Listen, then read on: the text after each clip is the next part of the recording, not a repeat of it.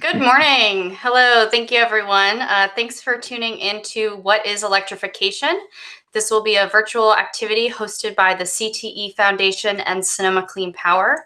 So in the next half hour, we plan to discuss how and why the world is transitioning to a more sustainable electricity system, how this will impact the future of our homes, businesses, vehicles, and communities, and how today's youth can start exploring the high wage and high demand career opportunities available in this rapidly growing industry.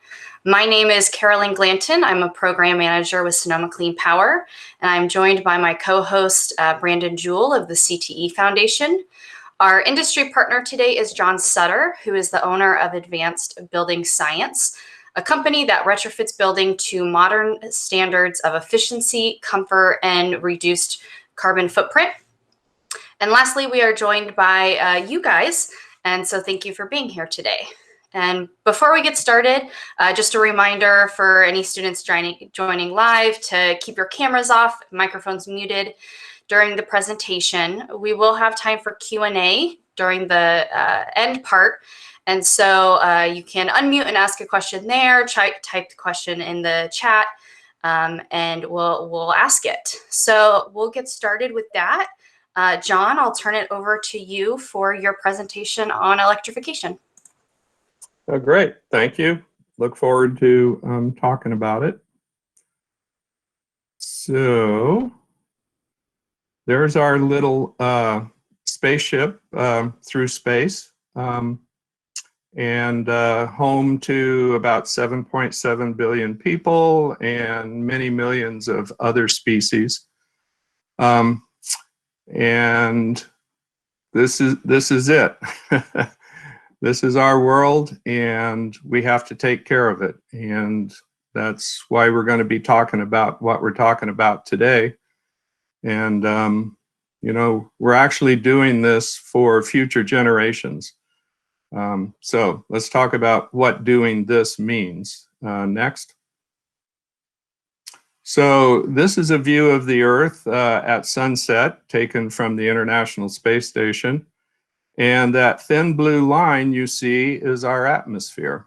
You know, I would say if you don't feel like you're connected to nature and the Earth, you know, stop breathing for 10 minutes. Turn off the atmosphere and see how you do. Next. So that atmosphere is composed of, the scientists have divided it into 5 regions, although they're not clean cut like this illustration would appear to show. So the troposphere is about 7 miles high. That's the distance from Santa Rosa to Sebastopol. It's where 3/4 of the mass of our atmosphere sits. It's where almost all of our climate happens. And it is where most of the moisture that's in the air resides. And then as you go further away from the Earth, you get to the point where the atmosphere is pretty well you know, gone. And that the exosphere ends about 100 miles out from the surface of the Earth. That's the distance roughly from here to San Jose or from here to Sacramento. This is our climate. This is what keeps us from being roasted alive, because the sun sends out some very powerful radiation, but it's mediated by our atmosphere. Next. So what's the problem? The problem is we're changing our atmosphere in serious ways that we really don't understand. It does appear that those changes are changing our climate. And, you know, we're really dependent on water. Sonoma County in California appears to be entering another stage of drought. You're going to be hearing a lot about conserving water because our atmosphere hasn't delivered the amount of water that we're used to receiving in the winter. This chart shows millions of metric tons of carbon dioxide put into the atmosphere. And just to give you an interesting little factoid to think about it, every time we burn a gallon of gas, that produces 19 pounds. If you could collect that from a tailpipe and weigh it, a gallon of gas, which weighs about 8 pounds, produces about 19.5 pounds of carbon dioxide. And guess where that goes? Into our atmosphere and also into our oceans. Our oceans are changing chemically as our atmosphere is. We are, like it or not, in the middle of a gigantic science experiment to determine what the human impact on our environment does to our environment and how that in return impacts humanity. Next. So why are we contaminating our atmosphere? Part of it is industry.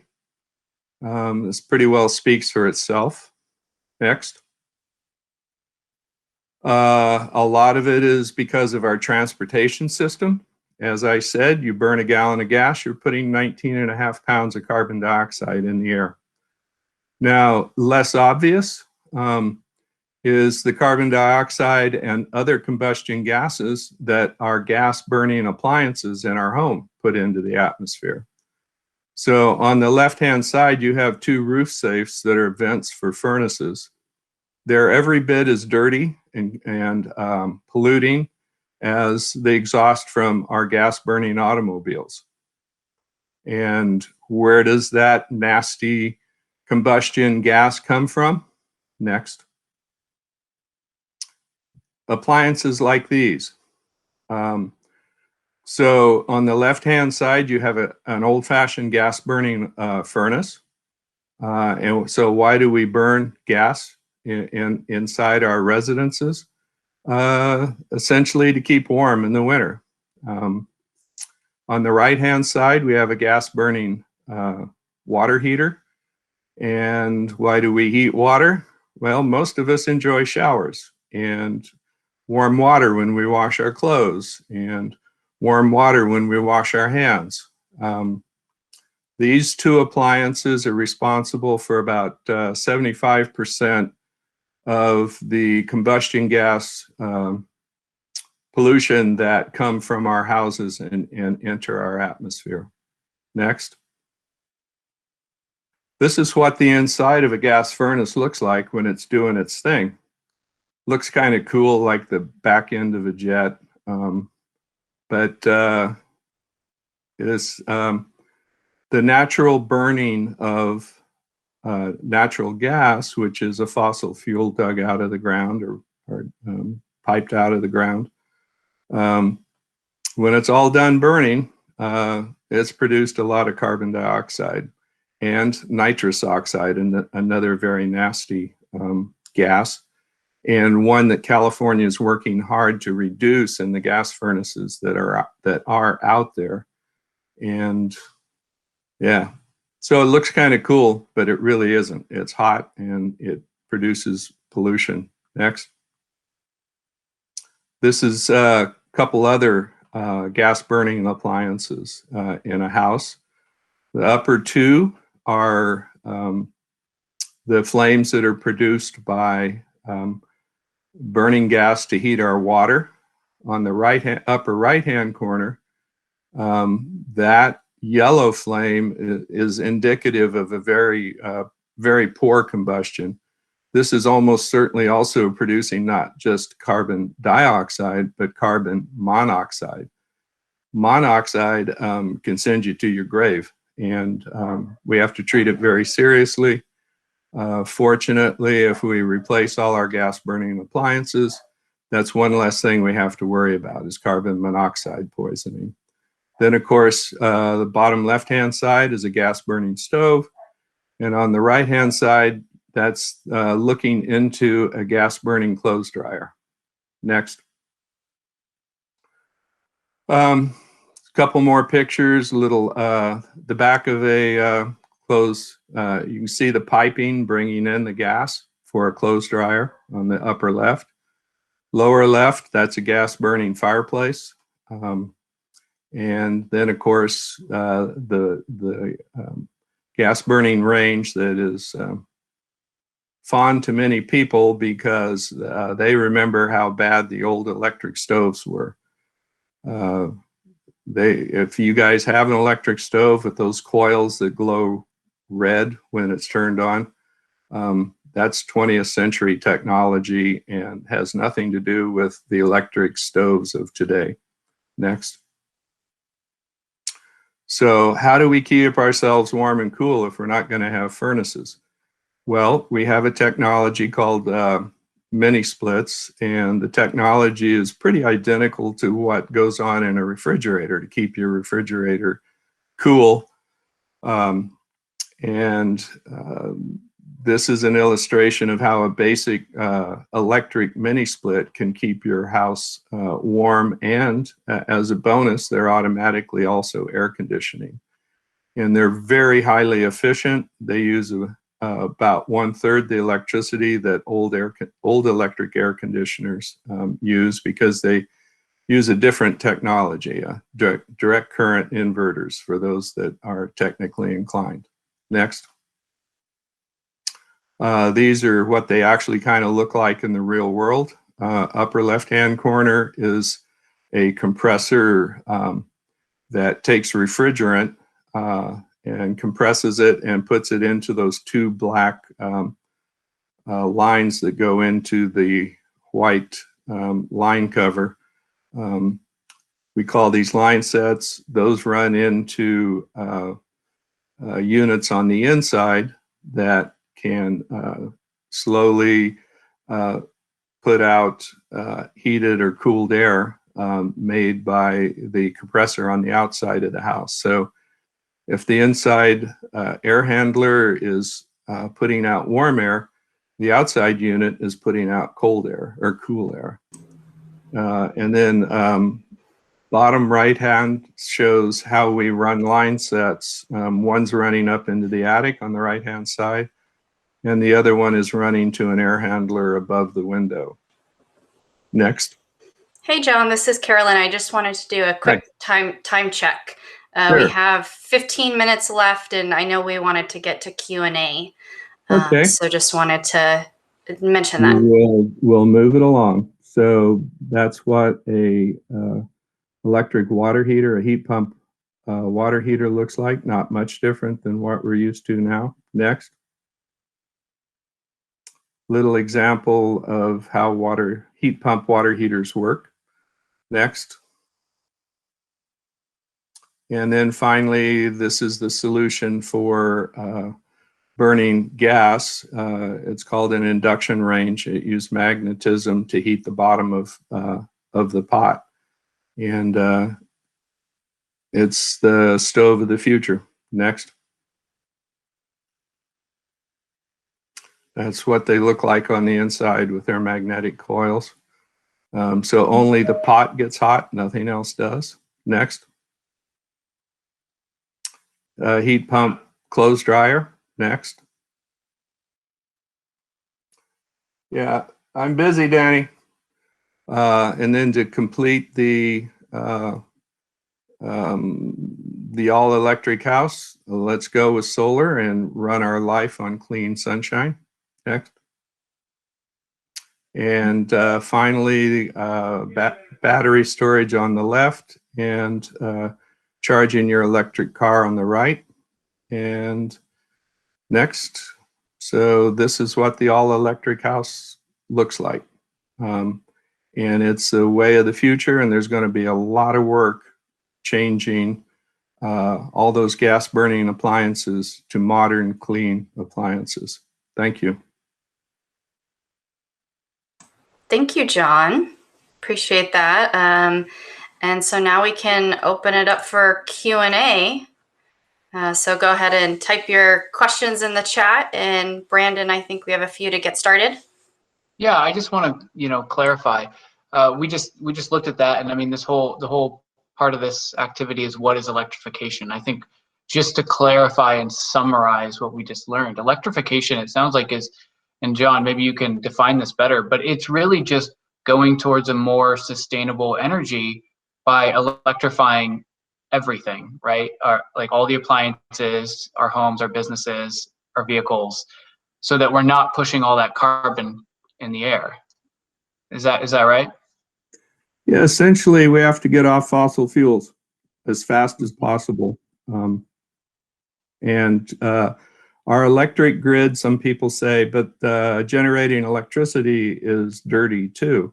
And that has been true in the past, but our grid is getting cleaner all the time. We're at about 55% in California, renewable clean generation between solar and hydroelectric and geothermal. These are all things that do not pollute our atmosphere as we create our electricity. And by 2035, California is committed to being entirely on sustainable, renewable energy generation. Wind is a big source of our power. Carolyn can talk more about how we're cleaning up our electric supply, but it's getting cleaner every year, which makes operating our electric appliances cleaner every year. So we don't have any questions in the chat yet. Carolyn, did you have one that you were looking to ask?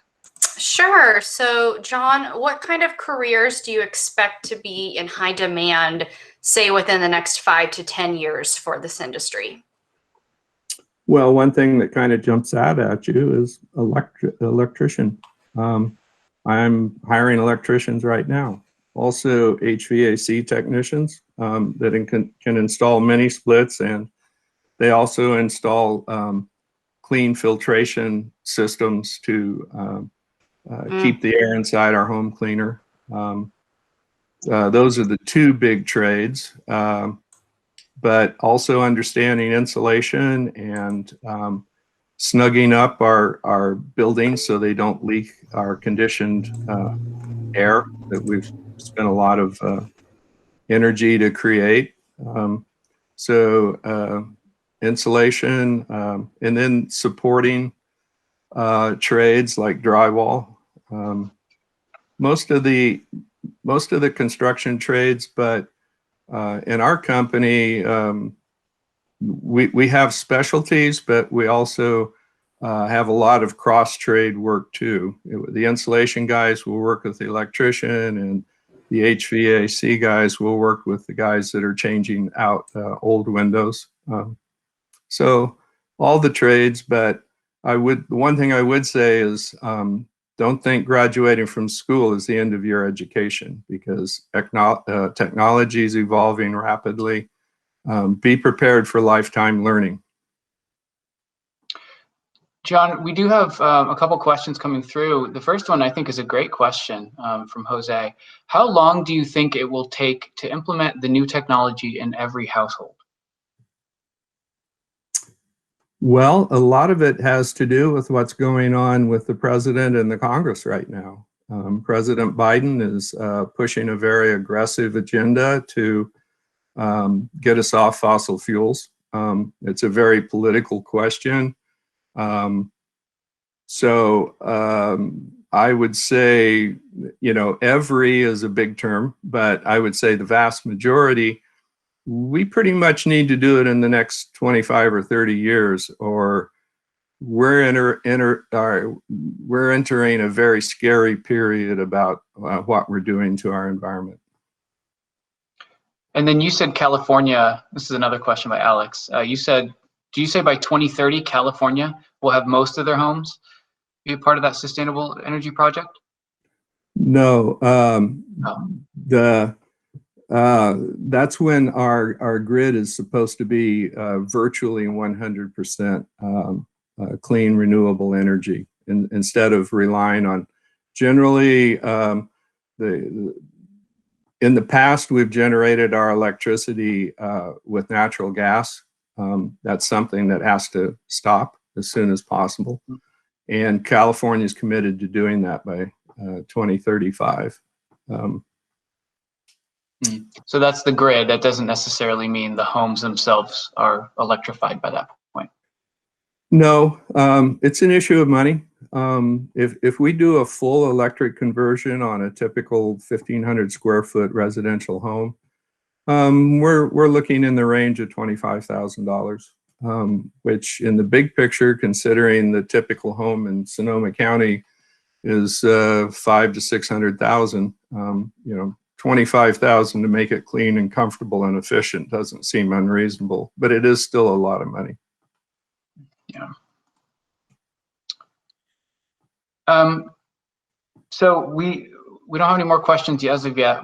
We asked those couple. Oh no, we do have one.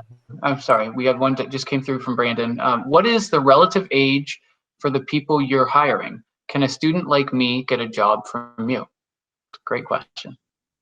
Absolutely. You know, if you're there to work and learn, we're not just a business that works. We also train, because there's a lot to know. Pick a trade, and you know, you got to hit the books, you got to watch some videos, you got to go out in the field and watch the more experienced guys. But anyone who has a high school diploma that cares about the environment and is willing to work is a potential candidate. Can I actually ask, on to that same question, what kind of education and training does somebody need to enter the industry? Well, basic trade training is good. Although we actually like to hire 1 or 2 year apprentices because they haven't learned a lot of bad habits. There's a lot of HVAC companies out there still that install gas appliances, which is really sad and unfortunate. And they expect their techs to learn that part of the profession, and we totally don't. They do have to learn how to tear out that equipment, but not install it. You know, join the right company that is willing to take the time to train you and send you out with more skilled technicians. You know, there's a lot of theory that you can learn from books if you're more theoretical than hands-on. It kind of depends on you a little bit. And then just to further that question, can somebody jump into that industry without any formal training and then just work their way up? Like, can somebody right from high school jump in versus would they need to go into some sort of post-secondary training or, you know, education? Yes, both. All of the above? Okay. Yeah, no, you can, if you join the right company, you can go in pretty green. I mean, our main thing when we hire is for field techs. Now, we also have office people that do more technical analysis. But for guys that work with their hands, they have to be handy. You know, they got to know how to tear an old, well, I'm showing my age, a carburetor apart and put it back together. Now, I guess there are no more carburetors, but yeah, we just say you're mechanically inclined or handy. You know, you're good with tools. You like tools. You love tools. We all love tools. Those of us in the field, we're tool people. And I guess, John, I have a question for you. How did you get started in the industry? After, I'm going to show my age here. I got a job as a carpenter's helper because I couldn't, you know, just seemed like fun. Let's go build houses. And it is fun. You know, I started at $1.75 an hour. Helping guys lift walls and, you know, hauling studs for them. And that was many years ago, and I just love building. And as efficiency became important, trying to reduce, you know, our our reckless use of energy, because energy is the dirtiest and most polluting and biggest industry in the world. Finding and distributing energy. You know, as I came to recognize that our houses are major polluters, which was, I don't know, 15 years ago, I've just grown toward what it takes to make our houses more comfortable, more efficient, and less polluting. And that basically means full electrification today. Well, John, I'm so glad that you're working really hard on this and hiring more staff. I wish every building, contractor was like you, because we definitely need more, as John said, to get to those goals as well. We do have one question in the chat, and we'll probably have to get to it pretty quick because we literally have like a minute or two.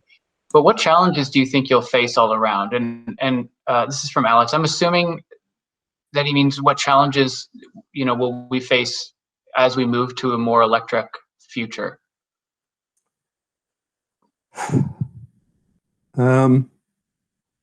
Essentially knowledge. People have to understand the threat of what we're doing as a society right now. They have to understand it. They have to care about it. A lot of people that don't have kids or grandkids figure, you know, I'll be dead before the, you know, what really hits the fan. A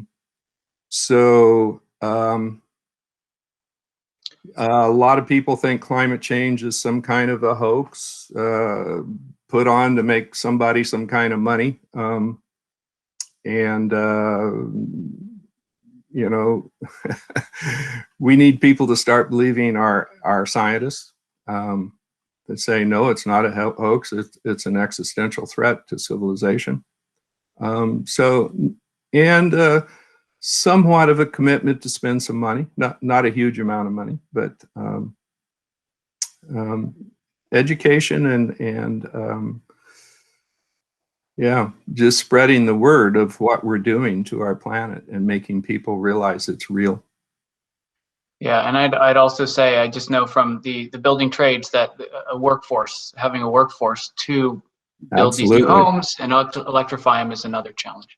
So Carolyn, I know that we have like a minute left. I was wondering if you'd want to wrap up before the students start leaving.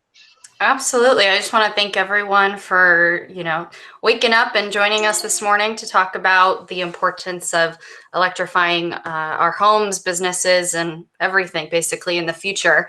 Sonoma Clean Power, the local electricity provider, has opened up an advanced energy center online, and we are opening a downtown storefront in Santa Rosa later this month. And this is going to be a great location that we hope you guys can come check out. It's going to have like heat pump water heaters in there and induction cooktops, and you can really come on in and see how the technology works. We also offer free training. So as John said, you know, this is kind of lifelong learning. I learn something new almost every day, and we have free webinars. So take a look at those, and thank you.